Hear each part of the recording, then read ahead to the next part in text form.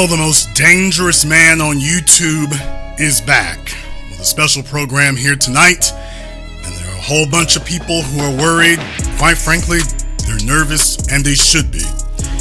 Fellas, you've been getting played for fools. The game has been getting played from day one, and while I've been very studiously following it, a lot of people haven't. So everyone wants to know what I have to say now. And what I want to say to you now is that since we started burning this thing down, I've decided we should just go ahead and make a whole clean sweep of it, which is what we're here for tonight. No sacred cows are going to be spared. You need to be aware of that. No cows are going to be spared. Everybody's getting turned into hamburger here. Because you've been sold a false bill of goods, and it's about time we set the record straight. I was the first one who had the guts to call out the people who needed to be called out from day one, and I've never compromised on that. But it's time for us to call out everyone else, everywhere else. And in some cases you may disagree, but I think at the end of tonight's program, you're going to see things a bit differently. One of the things I've noticed this whole time is that there's a lot of money to be made nowadays, and the money to be made nowadays isn't in talking to men, contrary to popular belief. Keep this in mind. The money today is not in talking to men. The money today is in talking to women in front of men, or talking to men about women. But it isn't about talking to men. There are a whole bunch of folks who saw a way they could capitalize on this. Everybody's just been assuming that the money is in women. The problem is you all have made a big misconception. The money isn't in women. The money is with the men. In these platforms, in these places, the 80-90% of the audience is male. And it isn't just the pickup artists who figured that out. There's a whole bunch of women out there who figured out the same thing. And what I noticed from the very beginning, I saw it immediately when most people didn't. I noticed that they were all trying to algorithm hack the algorithm, gain an audience, get next to people, collaborate, so they could take over the spaces for themselves. So what I want to do here tonight is I want to make the case, and I'm just going to warn you up front, a lot of you will be unhappy, although you were unhappy before. So why don't we just go ahead and turn everything on its ear and be done with it here. Now, the first person I would like to speak to about tonight, about the female dating guru problem.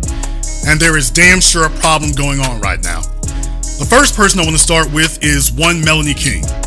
Melanie King came to the party by riding on the coattails of Kevin Samuels. It was very clear from the very beginning what she was doing. Even Kevin saw it, but he didn't make a big issue out of it. That's perfectly fine, that's up to him. But now, ever since he died, she made absolutely no problem whatsoever jumping ship straight from him right onto one Pearly Things, and didn't even have to change what she said, but furthermore didn't have the scruples to at least change up what she said.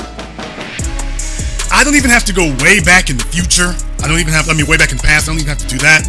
I can just go a little bit further back, and if y'all take a look here, you'll notice here was a video done by her buddy King Riches.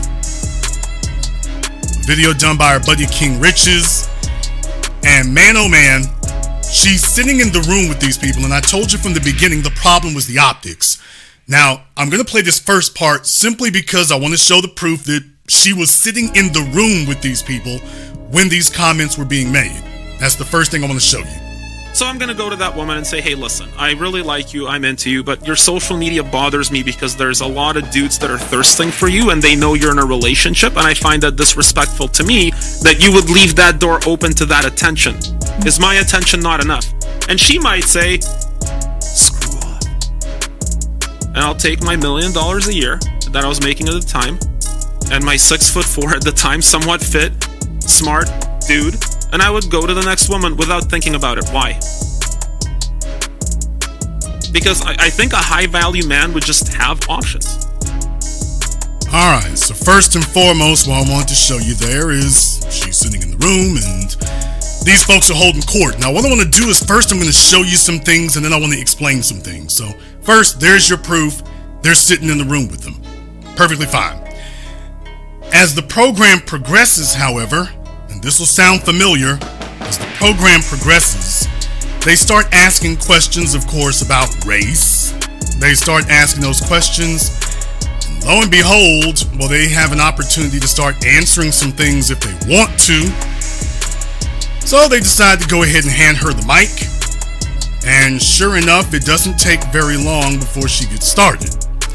They start asking about your racial options. Now, keep in mind, pearly things and the white folk are sitting right there in the room.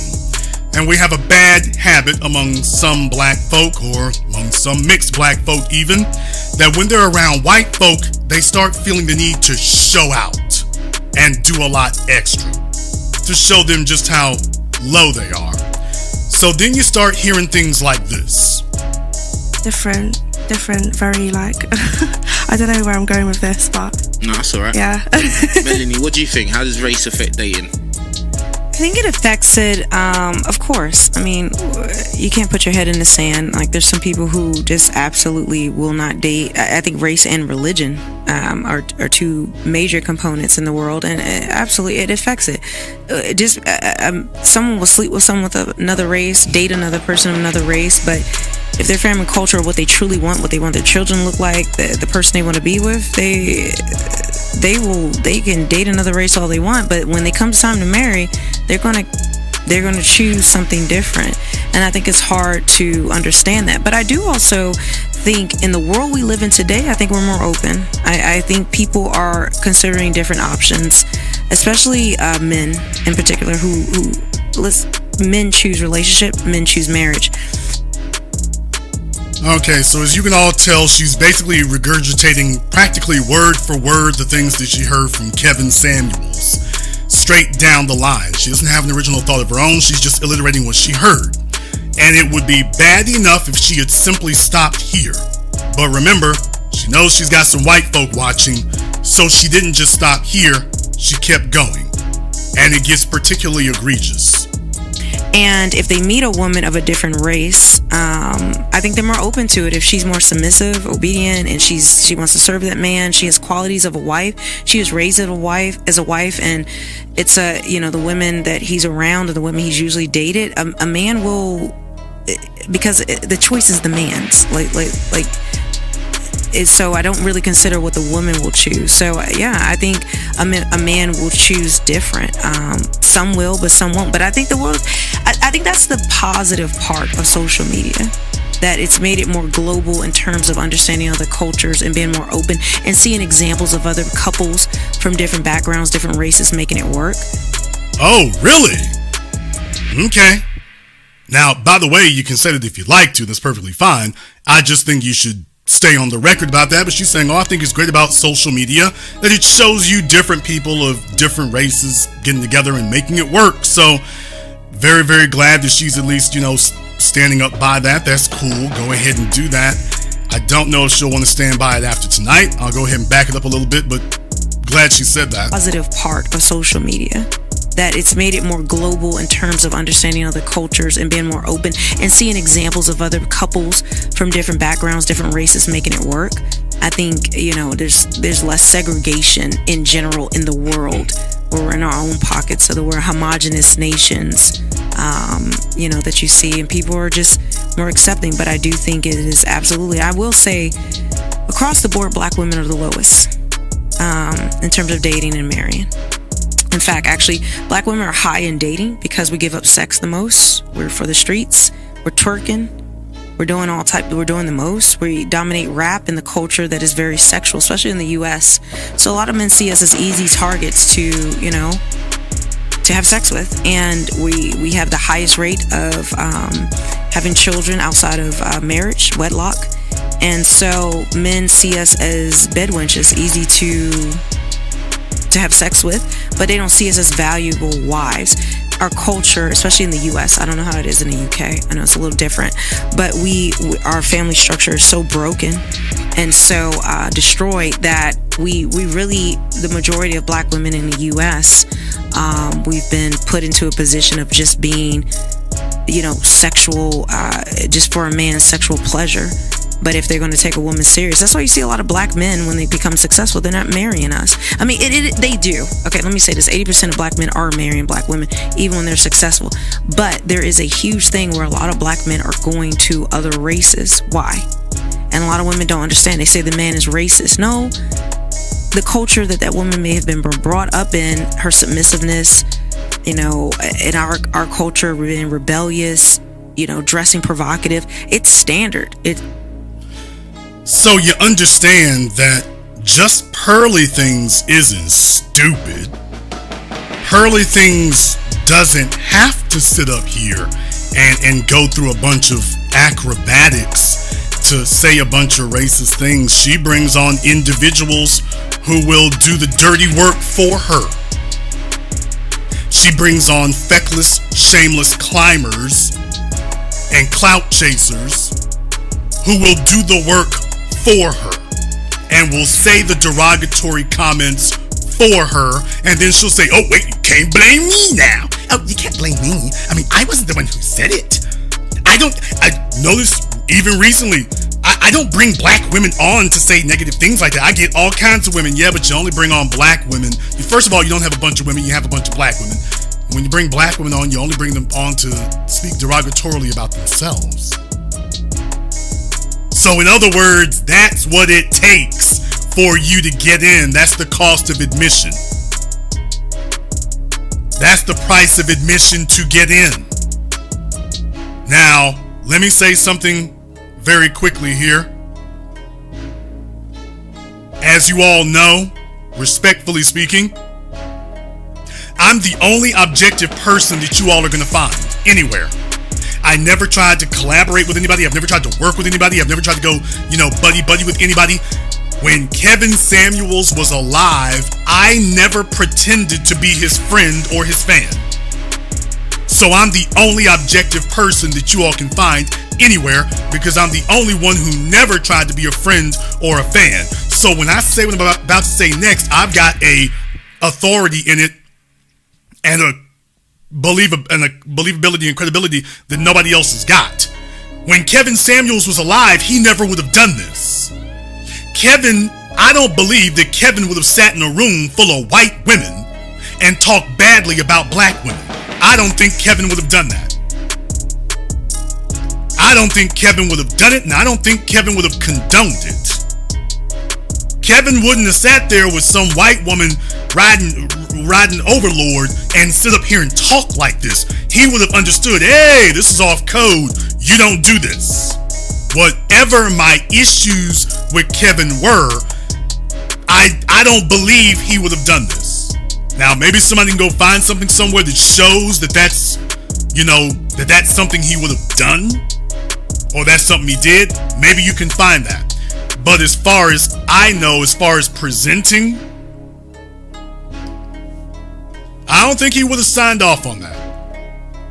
I don't think even he would have signed off on something like that. He would have noticed the optics and been like, maybe not here.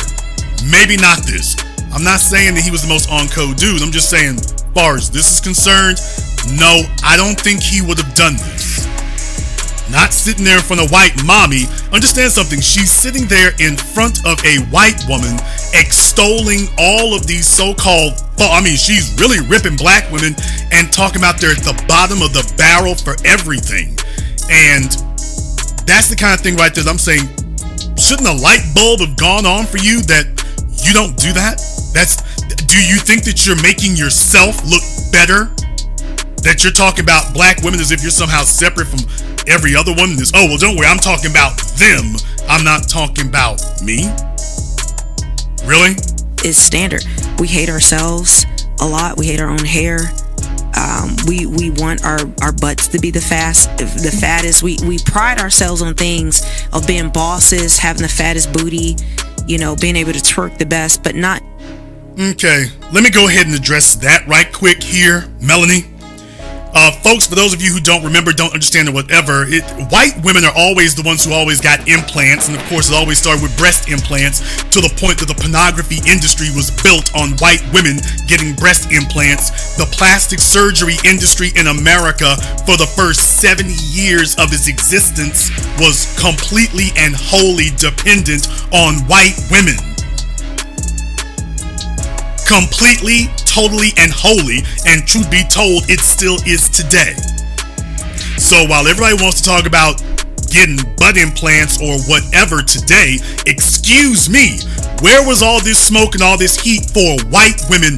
Nobody said that white women hate themselves. Anybody who lives in Miami, Los Angeles, New York, but especially the places where you got big beaches, you've seen white women doing this for decades and decades. Nobody ever used the phraseology, and they hate themselves. No, y'all can go back further than that. Mae West? Can we say Dolly Parton? Marilyn Monroe? Y'all are just talking about since the Baywatch years. Plastic surgery literally has been around basically shortly after the turn of the 20th century. For those of you who don't know, anabolic steroids and plastic surgery, anabolic steroids weren't something that kicked off in the 70s with Arnold Schwarzenegger. Anabolic steroids, which are really synthesized testosterone, but you can go look it up if you want to. Man, it's basically been around for over a century. Now, in its more purified form, and right around World War II. But we can go down the list. I'm just talking about breast implants. I'm not talking about getting lip jobs, nose jobs, tummy tucks, jawline lifts, facelifts. I'm not talking about that. I'm talking about specifically just getting your breasts done. That's been around for decades and decades. It's been around for decades. But we never said that that's a sign that white women, quote unquote, hate themselves. We never said that. We never said that that was a sign that white women hate themselves. But yet you get around these folk over, even for the porn industry, let's be clear, even for the pornography industry, you've never heard people say that that was white women getting breast implants and butt implants, by the way, so they could go into the porn industry. White women were getting butt implants too, to go into porn, going to stripping, going to Hollywood. But no one ever said that that was a sign that white women, quote unquote, hate themselves. So I always found that to be very interesting. But you get in a room with a white woman, and all of a sudden, you want to sit up here and hold black women up and say, well, we hate ourselves. Now, once again, maybe I would have a little more leeway if you were saying this strictly in front of black folk. But when you're in front of white folk doing this internationally, I got to call that trying to show out. To be the fattest, we pride ourselves on things of being bosses, having the fattest booty, being able to twerk the best, but not intrinsic values that is a wife. And to speak to Maggie, like we talk about like colorism in our culture, because I think race is not just race, but it's colorism within our own. So this. He asked her about interracial dating, and then she goes way off on this rant. Once again, just like Pearl did when she was talking to Nick Fuentes. Remember what I've always taught you all, if you want to know what a black person truly believes, send them down in front of a white person. They won't lie in front of them, even if the white person has one of their henchmen to ask the questions. She knows them eyes are on her. She's telling the whole truth. So you notice she's gone off on this way wild rant that has just broken off completely from the question she was originally asked. She's broken off on a rant that has nothing to do with that.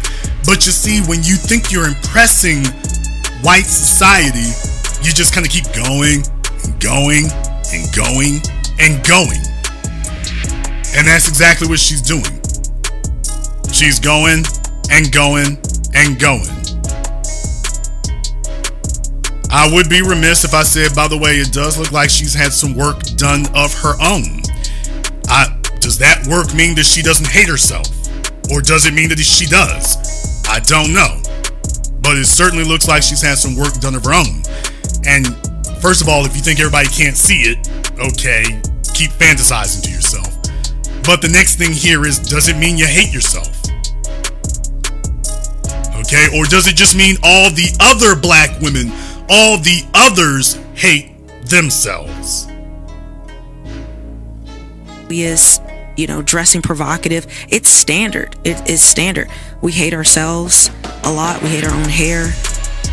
We want our butts to be the fattest. We pride ourselves on things of being bosses, having the fattest booty, being able to twerk the best, but not intrinsic values that is a wife. And to speak to Maggie, like we talk about like colorism in our culture, because I think race is not just race, but it's colorism within our own culture, where they prefer light skin, they prefer this, that, and the other. I tell you on God, an attitude like Maggie, a lot of men, like, regardless of anything, like, to me, there's such a peace and an aura about her that a lot of women can learn from, of every race, but particularly in the black community. That's not standard model, like who she is. Like, if you come around Maggie, you just feel loved on. You feel like home. Melanie, does that include you? Or are you the exception? Are you just talking, quote unquote, about everybody else, but it's not you? I'm just wondering.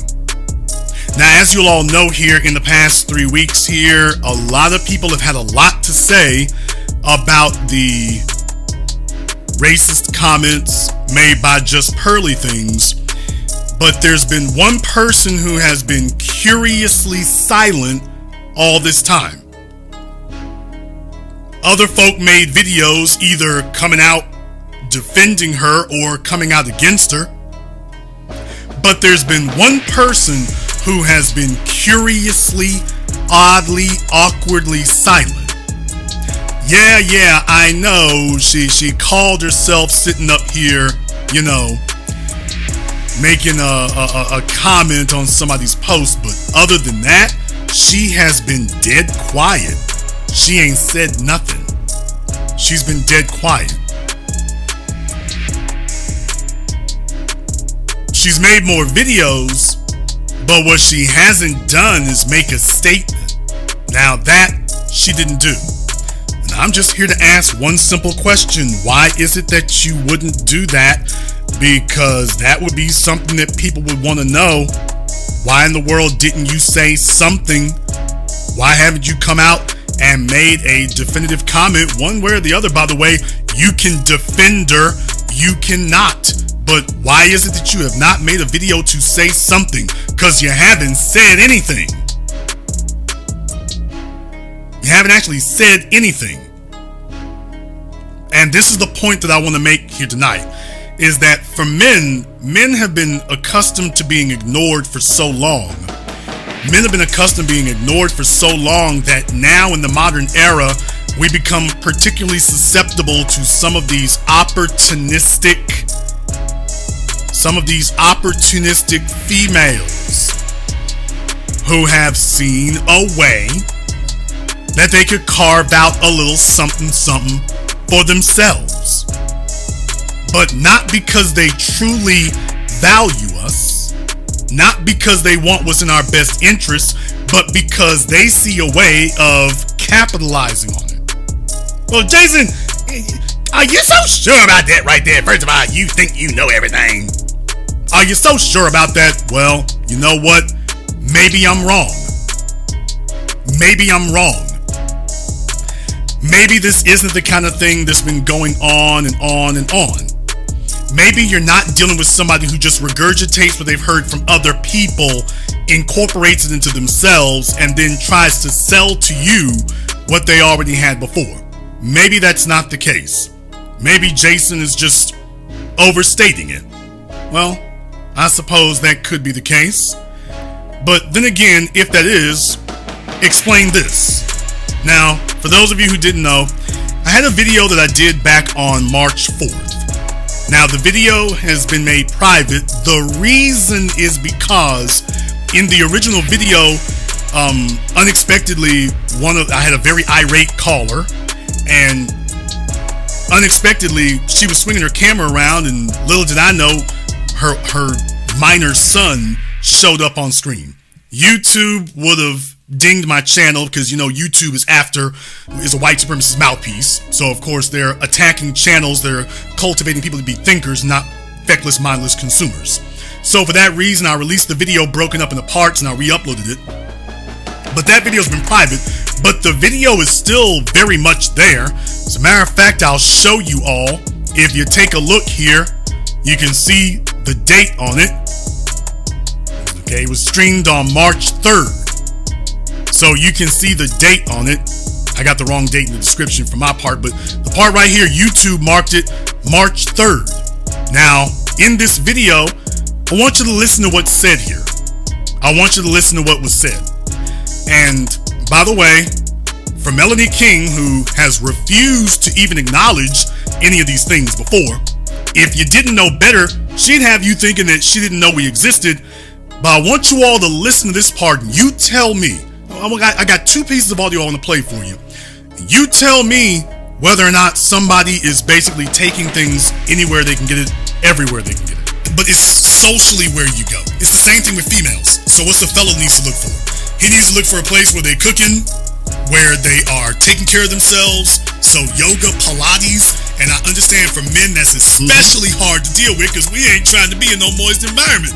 But you got to remember, like for what I know, most of the females I know who are trying to be serious, married-minded, that's for them, that's where they commune with other women. So activities like that. There's groups online, for example, where they do a bunch of cooking and stuff. My girl Brittany has been running one for years on Facebook, Sisters That Cook. She's been doing it for years. And if you're dealing with the Dominicans, typically speaking, it's going to be once they get a certain age. But that becomes tricky territory. Like the Dominicans, for example, got the hair game and the braiding game on lock up there in New York. And typically once they get in their late 30s, now they want to be a wife. Now you heard me mention that the young man asked me where he could find women who were fit and were wife material. So I told him it's not a geographic location, it's a social location. And you heard me specifically say you're looking at things like yoga and Pilates. I also mentioned daycares and women involved in education. So you'll notice that I specifically mentioned yoga and Pilates. And as a matter of fact, I'm stopping here, but because it's a long clip and I don't remember exactly where the other one was, but I mentioned to him again, I remind him about yoga and Pilates, that would be what you would be looking for. Now, as you can see, March 6th. Okay? Lo and behold, well, take a look here. March 6th. So, my video is up on March 3rd. March 3rd is my video. Lo and behold, there's Melanie. That's my helpful tip for today. So guys ask me all the time, where do you find fit, beautiful women? Well, I just got out of my Pilates reformer class, and let me tell you, this is where you guys need to be. You need to be going to the Pilates classes, the yoga classes, those things, because the women in there, baby, they are getting it. They are killing it. Now, we look a little sloppy like this, okay? No makeup, hair a mess at the time, but especially those Brazilian ones. I got a lot to learn from those women. Okay, that's my helpful tip for today. So guys ask me all the time, where do you find fit, beautiful women? Well, I just got out of my Pilates reformer class. Tell me more. Let me tell you, this is where you guys need to be. You need to be going to the Pilates classes, the yoga classes. Yeah. 72 hours later, Melanie is doing what Melanie does. Fellas, you're being taken for a ride. You're getting these feckless opportunists who are just recycling and regurgitating things that they heard from better people, from men, and then coming back to you and selling it to you. Which, by the way, is all her channel actually does. By the way, No, this is not a takedown. This is an educational piece. When you go to her channel, by the way, that's all it is her sitting here uploading clips from other people and staring like a deer in the headlights. She doesn't make her own original content. She's just stealing content from other people, just sitting there replaying it. This is copyright violation of the worst order, and that's all. That is it. That is it.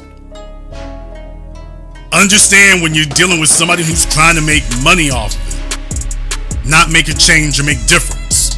And now, even Jason Black can't escape it because she's like, well, hey, Kevin's not here anymore.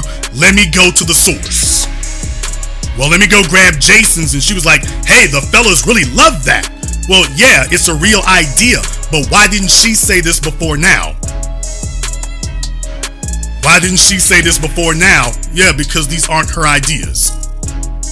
Well, Jason, you know, I mean, things happen here and you might be stretching it out. And hey, Jason, you don't know that this is opportunism here and it's just a profit center. You shouldn't talk like that. You know what? You're absolutely right. Maybe I should go book a session. Perhaps I should do that. Hold this hot slug.